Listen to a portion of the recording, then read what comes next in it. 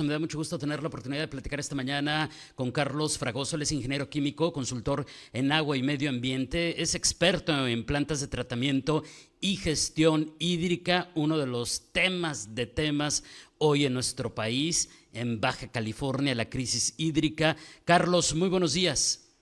David, muy buenos días, qué gusto saludarte a ti y a tu auditorio. Un saludo desde Baja California, un saludo desde Tijuana, Carlos. A ver, me gustaría arrancar la plática preguntándote, si pudiéramos explicar en qué nivel está la crisis hídrica en un país como México y, evidentemente, en el contexto actual que tenemos electoral, que sin duda la pregunta obligada, Carlos, es, ¿hay propuestas para atender esta crisis hídrica entre quienes aspiran a puestos de elección popular? ¿Cómo resumir algo tan complejo? Mira, la respuesta, David, sí, efectivamente estamos en una de las crisis más importantes que está sufriendo el país en los últimos años. Esto de alguna manera también agravado por la situación global del cambio climático, que es algo que veíamos venir, pero que ya llegó y que obviamente ahí no tenemos mucho que hacer. Donde sí tenemos que hacer es en pensar precisamente en un plan a futuro de cómo manejar esta crisis hídrica en el país. Para darles un contexto a toda nuestra audiencia, México ahorita tiene una disponibilidad anual per cápita del orden de abajo de 4,000 metros cúbicos por habitante por año. Esto de acuerdo a las normatividades de la Organización Mundial de la Salud. Estamos en situaciones lo que le llaman niveles de emergencia, es decir, es lo que tenemos cada mexicano, los 120 aproximadamente que somos para esto. Desgraciadamente, de la mitad del país, del centro del país hacia el norte, esta situación es más crítica. Tenemos alrededor de 3,000, más o menos, cuando tenemos 8,000 del lado del sureste. Ahí es donde está concentrada la mayor actividad económica también, lo más importante del país, la que aporta el 70% aproximadamente del PIB nacional. Y esto, ¿por qué es importante? Pues porque se tiene ahí que hacer importantes inversiones en el futuro, en infraestructura, en planes alternativos de cómo manejar el agua que tenemos disponible el día de hoy, mientras salimos de la situación ocasionada por el cambio climático. Esto es, ¿qué quiere decir? Manejar, hay una palabra importante en el eje de una de las candidatas, que en este caso es la de Xochitl, de un plan 2050 de cómo manejar de manera más eficiente. La palabra es eficiencia. ¿Qué podemos hacer mejor con lo que tenemos? Y cada región tendrá sus situaciones específicas, pero también sus oportunidades de soluciones específicas.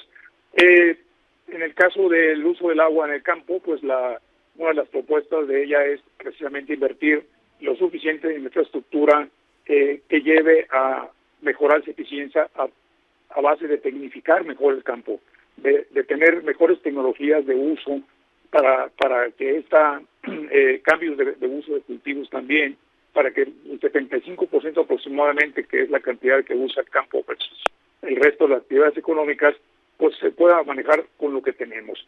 Hay alternativas. Ustedes en Baja California pues tienen la bendición de tener las costas del mar también. La salación es uno de los temas de alternativas de uso, para uso potable, para uso industrial o para uso inclusive comercial, ¿no?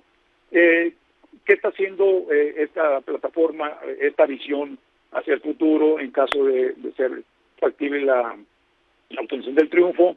Es establecer un plan hídrico a largo plazo. A largo plazo significa de aquí al 2050, en el cual está perfectamente estructurado, y ya lo dio a conocer la candidata, en un plan nacional de infraestructura, en el cual se requiere una inversión aproximadamente anual en 6 años de 110,000 millones de pesos para precisamente invertir en aquella infraestructura que asegure tener las reservas de agua, ya sea por captaciones de agua de lluvia, ya sea por mejores conducciones de esa agua hacia los centros de uso, sean agrícolas, sean urbanos o sean comerciales.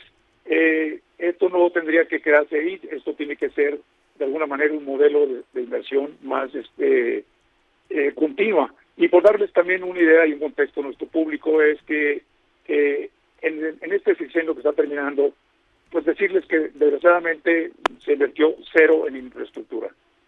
La CONAGUA, que es el órgano federal encargado de esta actividad, pues no invirtió nada en este sexenio. Y también comentarte pues que en el caso del tratamiento de aguas residuales de las ciudades, que todas las ciudades de nuestro país, de los 1.400 municipios más o menos que tenemos, pues carecen precisamente de saneamiento, en el cual se invirtió cero. La última vez que se invirtió en plantas de tratamiento de aguas residuales urbanas en ciudades de los municipios de la República fue de 2012. Así que imagínate el grado de complejidad. ¿Por qué es importante lo que comento para que nuestro público nos entienda? Es que una de las alternativas de manejar la eficiencia es hacer el reuso del agua. Claro. Esto quiere decir que de las aguas residuales que se vierten en los centros urbanos, hay que tratarlas y darles un segundo uso en la parte industrial o en la parte comercial. ¿Para qué? Para poder inclusive ofrecer una alternativa, y esta es una de las soluciones que está proponiendo Xochitl, es el agua de primer uso, es decir, para el uso urbano, que actualmente la industria y el comercio está utilizando, pueda intercambiarse ese mismo volumen para que lo reuse la industria o el comercio para aquellas actividades que no directamente van a proceso. Entonces, son varias áreas en la cual de hecho se está preparando ese plan que contempla una serie de acciones muy concretas, muy específicas por cada una de las problemáticas. ¿Y qué hay respecto a las normas y lo que de repente sucede que muchos no entendemos por qué? Y me voy a brincar este tema que creo que está directamente relacionado, Carlos. Si bien ya entendimos que necesitamos el recurso, cómo conseguirlo, pero también el reuso, que ya muy bien explicaste, que aquí en Baja California es uno de los grandes temas que nos han compartido también expertos de qué está pasando con el reuso. Pero ¿qué pasa con las normas para mantener la calidad del agua? Sobre todo porque recientemente en la Ciudad de México, a lo mejor desde acá, desde Tijuana, lo vemos muy lejano, pero lo que pasó con esta contaminación en la Benito Juárez, muchos nos hemos quedado así sin saber realmente qué pasó y si estuviera relacionado con esta crisis hídrica o no, o hasta qué punto. No, mira, para contarte por orden, el tema de las normas y hablando del reuso, hay un compromiso de parte de ella de revisar las normas que están emitidas por parte de CONAGUA y Semarnat para el reuso. Está en vigor una norma, la 001, precisamente, en la cual hay que cumplir ciertos parámetros que no necesariamente son fáciles de cumplir y requeriría que el industrial, el privado, tuviera que invertir grandes cantidades de millones de pesos en plantas de tratamiento. ¿Para qué? Para que finalmente no tuvieran un uso verdadero de beneficio, porque esta agua tiene que ser vertida de acuerdo a la ley de aguas nacionales a cuerpos de receptores federales, ya sean canales, ríos o lagunas o lo que tú quieras. Eso se va a revisar y eso es un compromiso que está haciendo ella en campaña de revisar esa norma. ¿Para qué? Para que no tenga que ser tan, digamos, estricta y además, volvemos al mismo, el tema no es útil. La segunda parte que comentas tú es sobre lo que pasó aquí en Ciudad de México.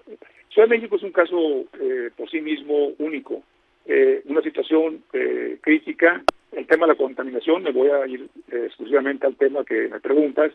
Pues